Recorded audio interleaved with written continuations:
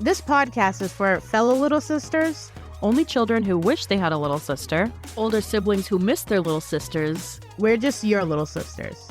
Unhinged, unpaid, unstoppable. Little sisters, big opinions. Let's go. Hey everyone, this is Ashley, Shelly, and Tori. Welcome to the Little Sisters Big Opinions podcast. Hey everyone, welcome back. We have a special guest with us today, Kim. Thank you. I feel so welcome. Thank you. So, Kim, please forgive me. Yes. I always forget where you fall in birth order, but please tell us. Oh, thank you for asking. I am in the middle of two boys, and we're all 2 years apart. Oh, you're in the How middle. do you feel being the middle? You do not strike me as a middle child. Why do you say that? I don't know. I can see it. I think that's why I always forget. Out of my brothers, I'm definitely the crazier one, and I got in more trouble than both of my brothers combined. But I also feel like that comes with you being the only girl. The antics I pulled, even to this day, my parents always say, out of the boys, you were always the worst. Or at least, like, always kept them on their toes. Like, That checks out for the middle child. Yeah. That's interesting. We should analyze that. Yeah. Like children who are like the only like gender. sex of the family. Yeah, gender. yeah. Yeah. That changes everything. Oh yeah, I think for sure. so. Yeah. But that being said, I get along so good with both of my brothers. They're like, I'm so close to both of them. And I try to remind them how fun I am all the time. And I'm like, remember when I did this? And they're like, yeah, we don't care. Well, it's cool because you're close in age to both of them. Yes. 2 and 2 years. Yeah. I love that. Yeah. we like that. That was my question. Okay. Thank you, Shelly. Yeah. All right. Let's jump into the topics. Mhm. And shout out to this business, but Yeah. it's Wendell's Wings, In Norton. In Norton, Mass. Norton, Massachusetts. Okay, me and Tori have nothing to say on Yeah. this topic. Maybe we can put some input in on how much we like wings. But other than that, Love. Michelle and Kim, go for it. Okay. It's not a big place. It's the best wings you'll ever have. 100%. What makes them so good? Does Wendell make them? Yep. Yep. Okay. Mhm. Yep. Mr. Wendell. Imagine the perfect amount of crisp and sauce. The flavor. Yeah. Quality, I should say, quality wise, it's not the best wing ever. It's not like a hearty wing. There's not a ton of meat. It's not a great quality, maybe. But the flavor Yeah. is I know exactly. unlike. Oh, so this is a perfect example. When I was 7 to 9 months pregnant, we lived in Millis, which was 45 minutes away from Wendell's. I had such cravings for Wendell's. I would drive 45 minutes to pick up the wings and drive 45 minutes back just to eat the Wendell's wings. I did that probably twice a week.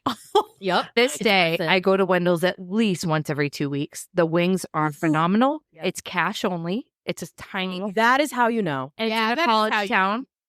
That's all I had to know. I didn't know it was It's like that's it. maybe $12 now for a basket of wings, and there's like 12 different flavor slots you can choose from.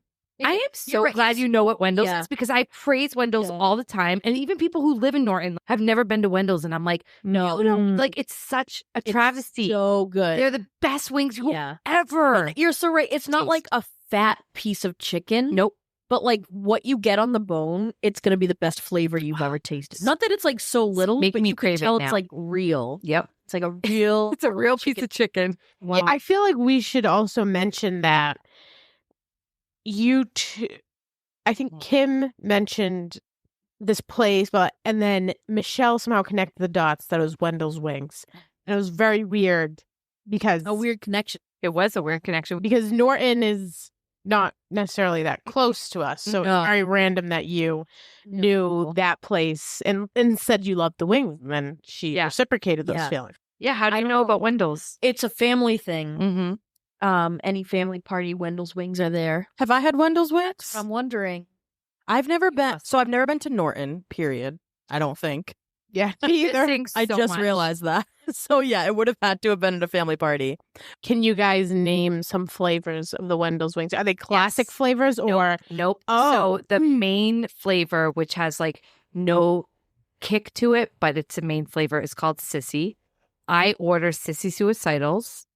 That's the name of it. So it's like regular buffalo with a little kick, a tiny little kick. But it's mainly when I eat buffalo wings, which is, as a side note, my favorite food to eat is buffalo wings. So I'm very particular about my wings. Sissy Suicidal, I think, is the most flavorful one. Then there's Suicidal, which is even a little hotter. And then there's like 911, which is so incredibly hot. The fumes alone make your eyes water. I can't eat that. Like, if my snot is running down my face, that's not enjoyable. Yeah, no. I just want flavor. Agreed. So I can't do that. Wow. An Irish family, Mhm. we get sissies. Yes. Okay. That tracks. And then I don't know what like the top tier flavor of like the spices. Yeah. It's something above 911, but it's too I don't extreme, think and I've never even yeah. entertained the idea of trying it because I I'm like, would that not does do not well. sound good to me. No. Yeah. This is a completely different place. The Anchor, I believe it's called, in Duxbury. The only place I've seen have these caramel buffalo wings. What? I don't like mixing sweet and buffalo. It's Well, caramelized? no. Wow, I'm pretty sure they mix Okay. caramel Sweet and and buffalo sauce. It's the most delicious thing I've ever had. And it's not like it's not like an overpowering caramel. It's not like It just caramel brings this, like, apple. it brings this like almost even more so a texture to the buffaloes. Interesting. Yes. Yeah, interesting. No, it's not caramelized like it. No, I think it's actual caramel. I've never thought of that combination. I mean, I'd try it. I'll try I anything. made it at home. So unfortunately, I didn't feel like mine was that good. But I feel like I always think that when I make stuff at home, like there's something about buying stuff out I don't believe that's like, Yeah. that wasn't that. Your Yeah. deep dish pizza. It was the best deep dish pizza I've ever had in my life. And you were like, it was horrible. How long ago was this? So many years ago. Okay.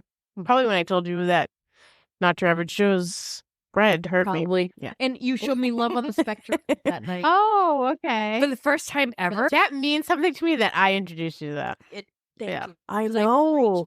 Yeah. You went to Hawaii a couple of years ago, and who did you meet? I met Sabode's sister, Mhm. Artie.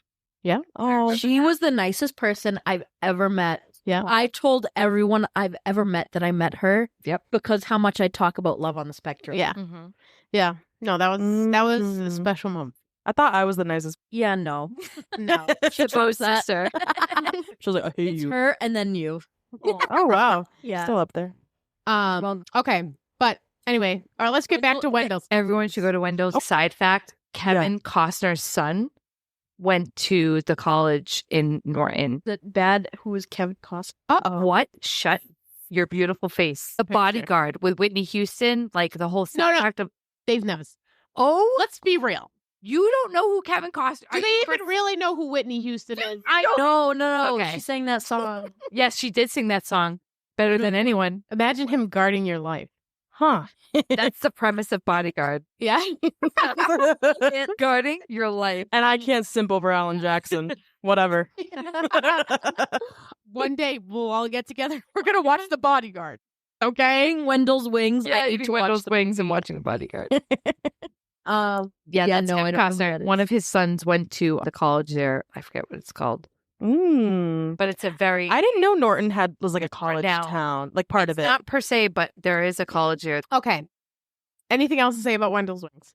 You would just have to. Yeah, just please go. I'll be so- eating it tomorrow. Slash Wendell, if you're listening, sponsor us. Please. We just sent you at least 55 customers who listen to our podcast. extra buffaloes, extra blue cheese. You won't. Oh, you do have to pay extra for ranch or blue cheese, That's okay. but the enough wings are flavor. saucy enough, and they're so flavorful. You don't need to dip it in anything. That just takes away I from the just love beauty of the wing. Adding that extra No. flavor. And you can for an extra $1.50. There's nothing wrong with that. Okay. Let's move on to our next topic. Okay. True crime. Doo-doo. Let's all name our most fascinating true crime story. I'll start. Oh no. I'll give you all but some I'm time. scared. Yeah. Okay. Okay. And if you don't have one, that's fine.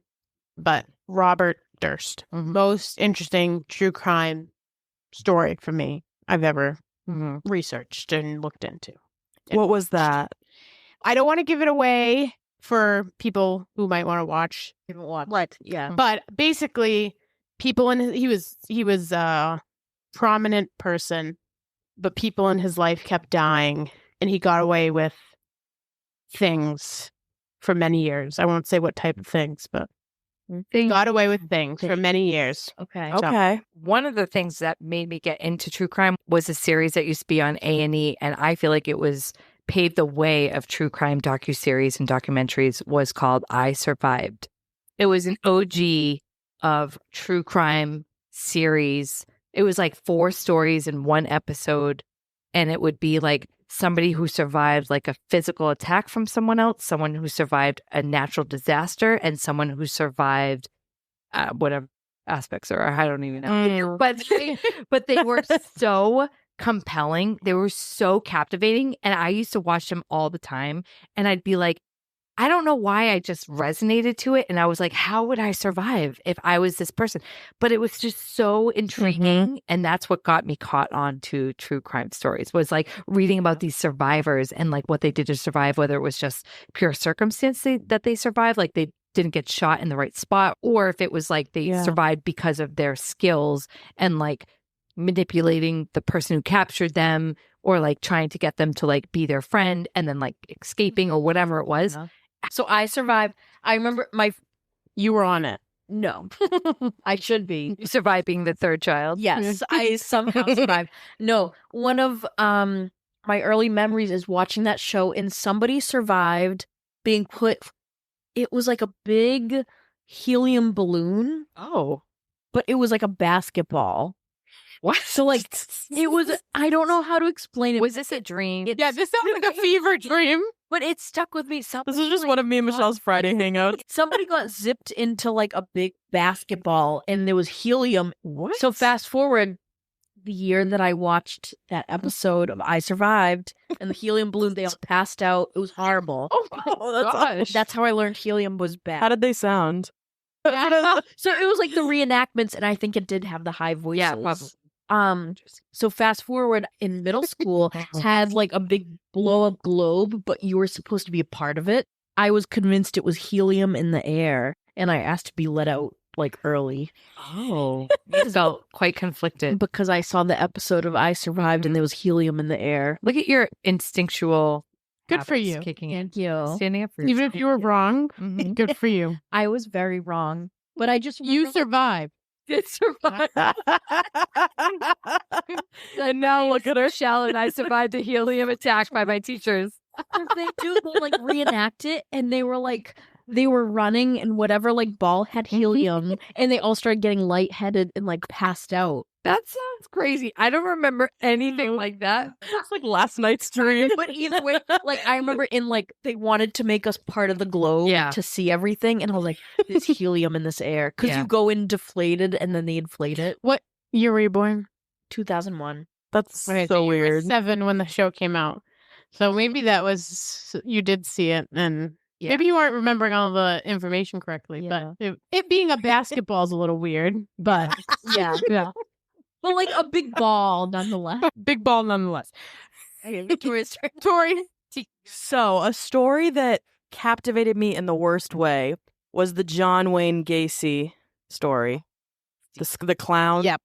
Yeah. I remember one day. So, the reason why I found it was because there was this like TikTok thing, and it was just this little girl that posted it, and she was like, a little girl. no, yeah, it didn't have to do anything with John Wayne Gacy, Oh. but it was like a picture of her when she was younger, and she was in like clown makeup, and everyone was like, why does this look like John Wayne Gacy? And I'm like, who's that? So I like click on the further search, and he popped up, and then I'm just finding out all this stuff, like the people were under the floorboards, Oh, yeah. like, The basement. and it was always the boys, and like, yeah, and it Little just boys. it like shook me to my core, but I couldn't stop watching. Yeah. Like I couldn't stop like looking at further videos, and then I was like, oh my gosh, like I need to stop. But like honestly, when you said true crime, like that was the first thing that popped into my Okay. head. And then I was like that's the one that's like stuck with me the most, I feel like. That's a respectable true crime story. Yeah. That's messed up. Yeah. So I've never been one though to be like scared of clowns. Like I feel like people are like, I'm No. so scared of clowns. But like I will say, do you guys remember in 2015 the clown That scare? was like showing up at people's houses. Yes. While I was in school, like there was like clowns roaming around. Like my friend got chased by one. Like It was just crazy. How many cases do you guys think would have gone unsolved if we'd never developed DNA evidence? Or like DNA technology? Wow. A lot of them. It's crazy when you see how simple certain cases get. Like the Gilgo Beach Yeah. guy. I just started watching that. Yes. So It's good. just so simple. Like Mm-hmm. his hair was there. He's the killer. Simple. Do you know what we're talking about? Mm-mm. So he worked in Manhattan, lived on Long Island, an architect, family, wife, son, daughter, and he was killing. They have some going back to the 80s, which I don't know, but the ones in the 90s and stuff, like they just had his hair and then they did the evidence. They did the DNA and it's like, yeah, it's him. You know what I mean? But without that, Yeah. might have there's gone like on no for time. years. Yeah. Gone on That's for years. true. Okay. Or even Golden State Killer. Yes. How, that was purely DNA. Yeah. Paul Holes is the FBI agent who found him and who caught the DNA. And he is so fascinating to listen to. I love that whole case about that. Yes. But I think that was a 23andMe thing. They pulled. Yes. Is there a specific crime or an event that you firmly believe happened or didn't happen, or that somebody was responsible for it who didn't get pinned for it? Like, for instance, JonBenet Ramsey. I want to know who killed her. Was it her mom? Was it her dad? Was it her brother? A random person? I feel like I need to know these things. So with JonBenet Ramsey, I believe there's one fatal flaw in that whole case. And it was the fact that the cops did not secure the scene or search the house. And the father finding her in the basement makes Just all like- the difference of that case. What do you mean? Like it was just too close to home? You think the father did it? Is that what you mean? Him finding her in the basement. Like too coincidental? So if I think my daughter's missing and I get to the point where I call the cops, and I think they said they call the cops because of the ransom note, whatever. I call the cops. I feel like I'm going to be so involved with the cops and answering their questions. I'm no longer searching the house. That's something I've done before the cops got there. Yeah, you thoroughly searched Search beforehand. Right.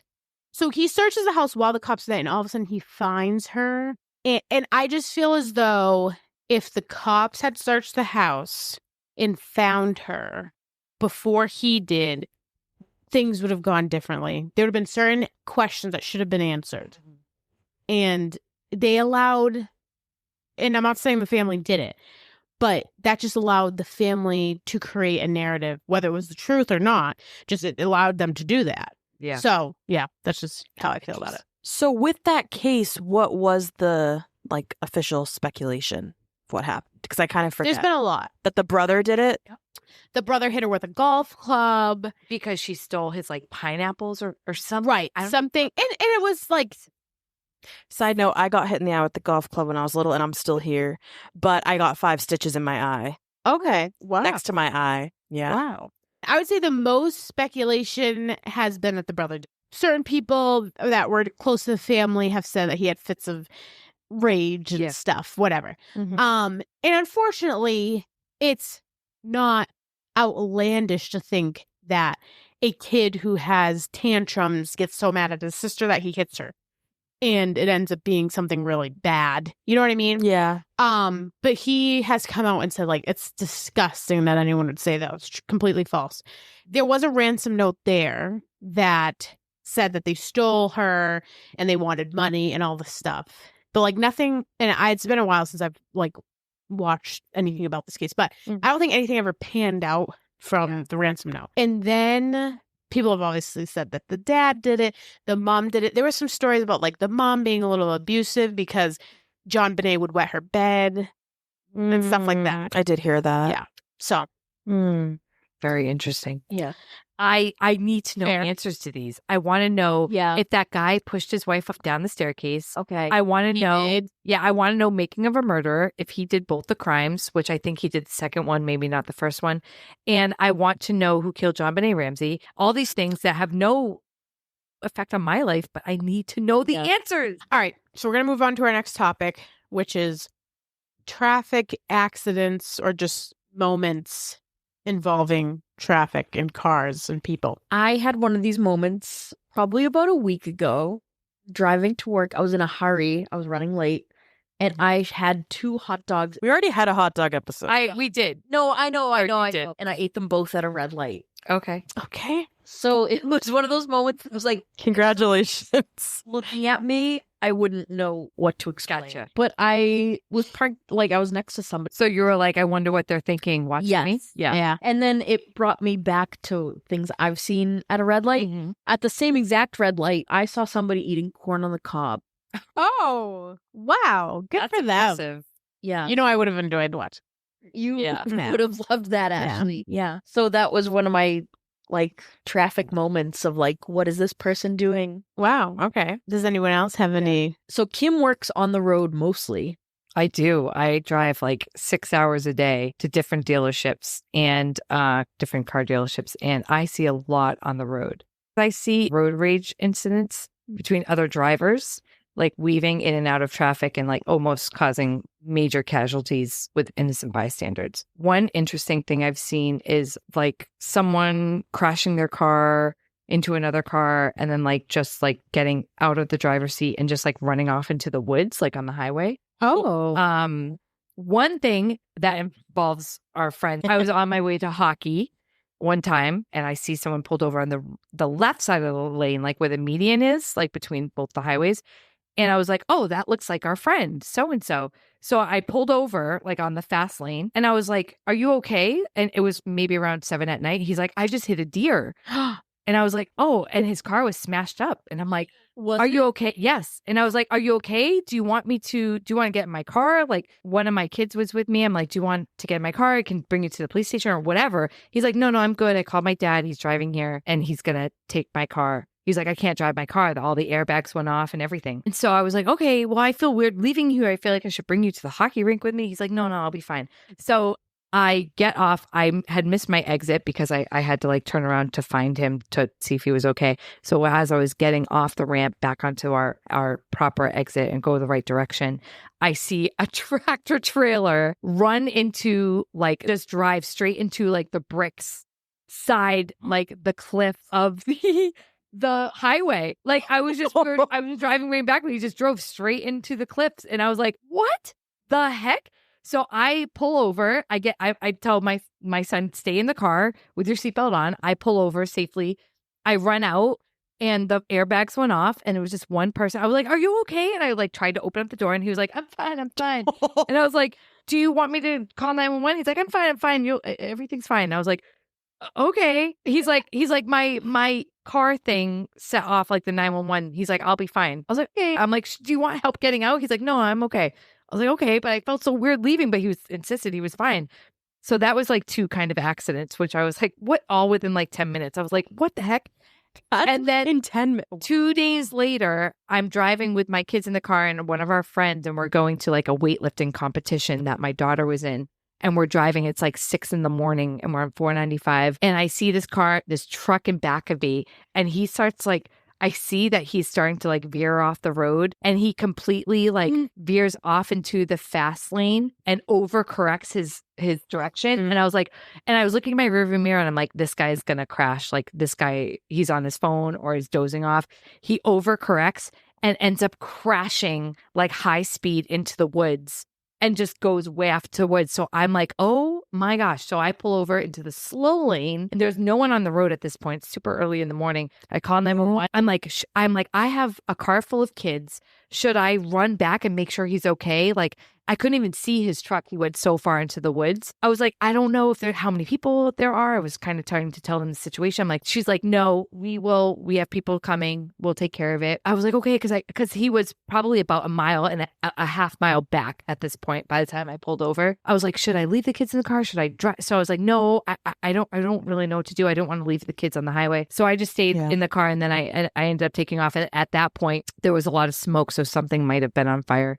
And a bunch an 18-wheeler pulled over and a bunch of cars pulled over. So I left. But the next couple of days, I just kept checking to see if there was any death. Yeah. I was like, I feel so bad. I wonder what happened. But I have no idea what happened. But I you feel made like sure everything was good before you. I mean, that's Yeah. like all you can do. I see at least like 1 to 2, I feel like fatal car accidents a week.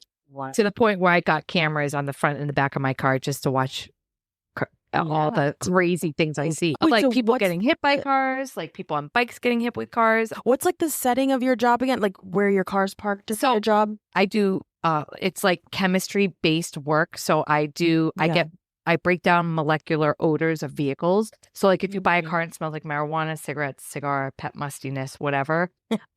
I go to those vehicles for different dealerships and I treat the vehicle to get the enzymes and the molecules out of the vehicle that creates the odor. Kim can get rid of any smell. Any smell and replace that with like self-generating enzymes. So I work for like 300 different dealerships in Massachusetts. So every day I drive from dealership to dealership and I work on cars to get the smell out of them. That's my main gig. And then I do accounting on the side.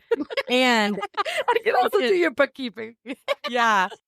I recently told Michelle this, Yeah. who apparently thought I was lying. I didn't believe it. I said it before. I've been waiting all week to be like, that was a joke. It's shocking that I didn't tell you because I felt like I told a lot of people when it happened. Remember this? Okay, so maybe 2 years ago now. I don't think it was last year. No, we did the math. Yeah, I think it was like 2 years ago. It's 2 a.m. We're all sleeping. Almost like simultaneously because I heard the sound. It's like one of those things like I don't know what came first, but I heard the sound and I also felt it. Sounded like a rocket, honestly. Then I felt the house shake.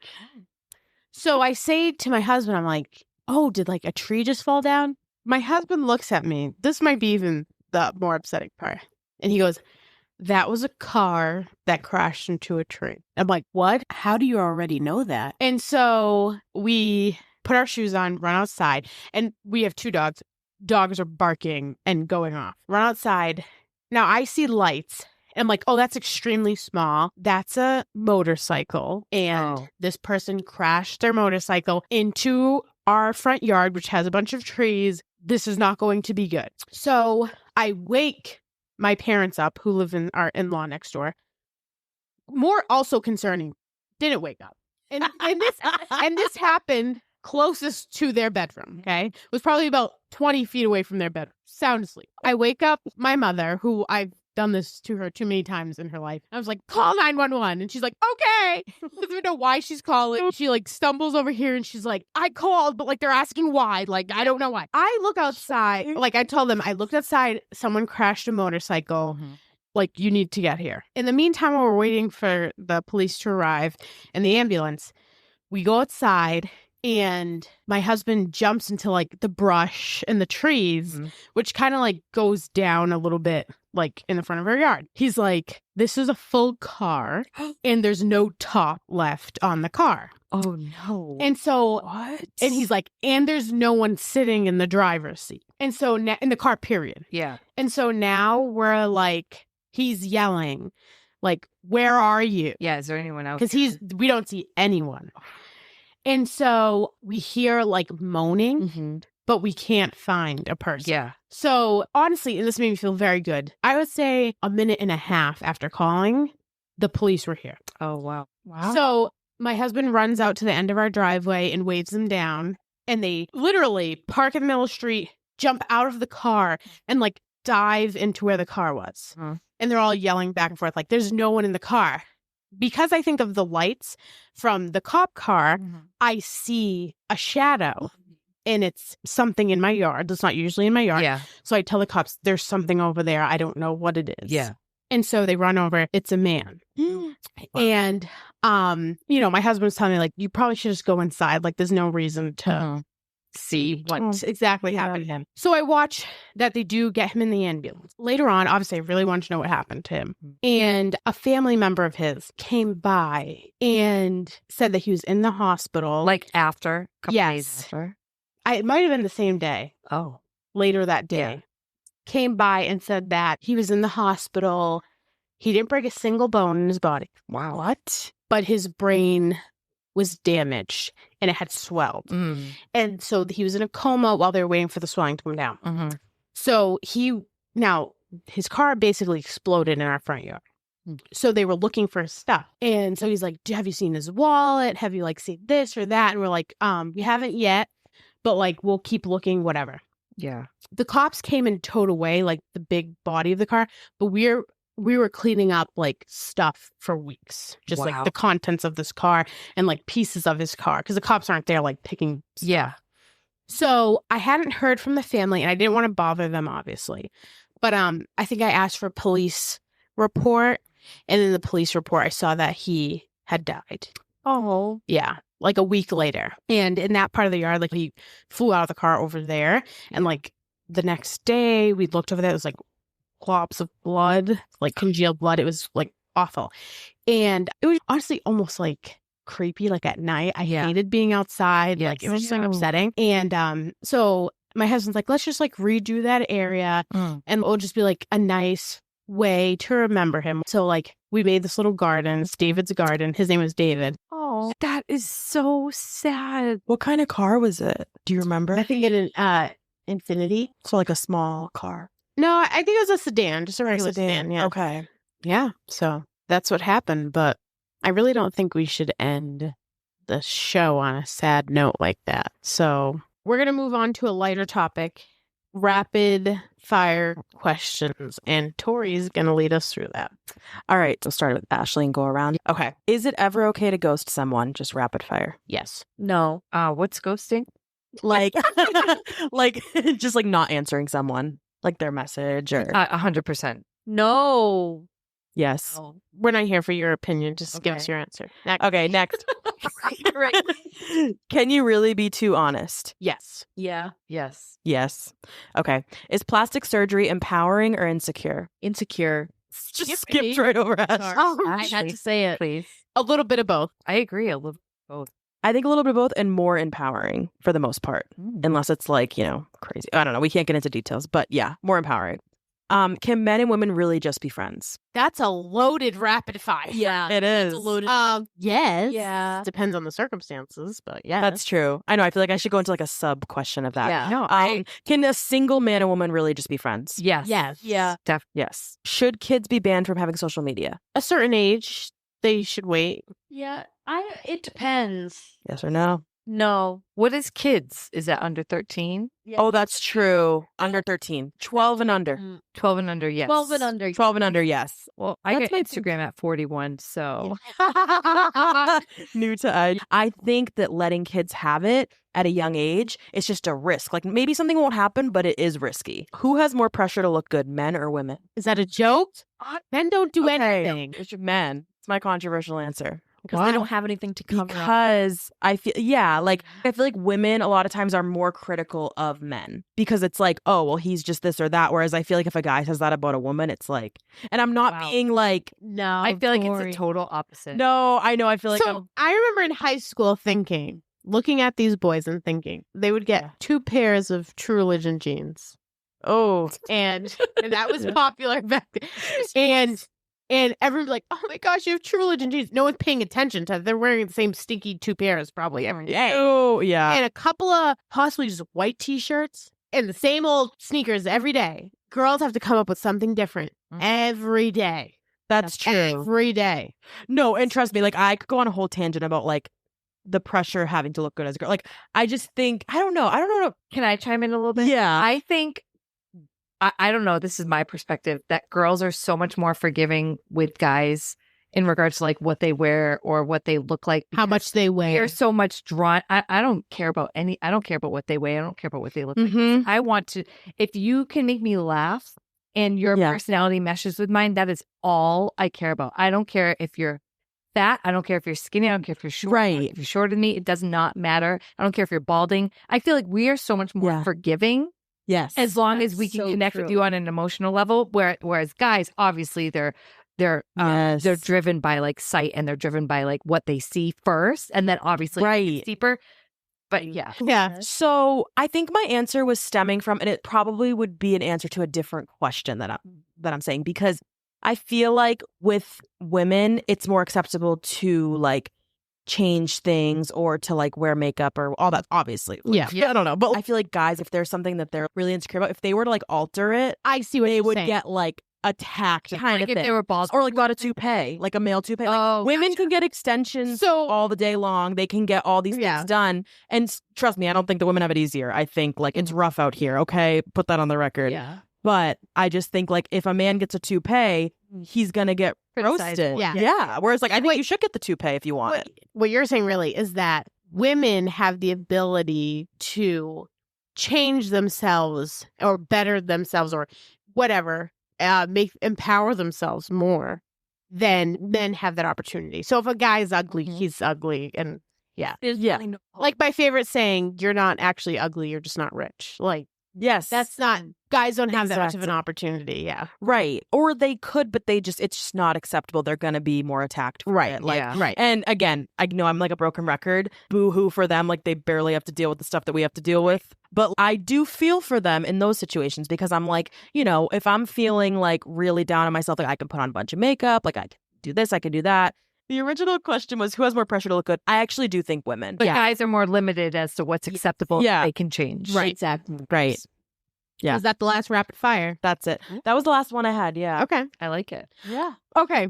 We're going to wrap it up. Thank you guys for listening. And we'll see you next week. Bye-bye. Bye. Bye, y'all. Little Sisters, Big Opinions, the podcast of stories, chaos, and spilling the tea because no one's safe when you're the last of three.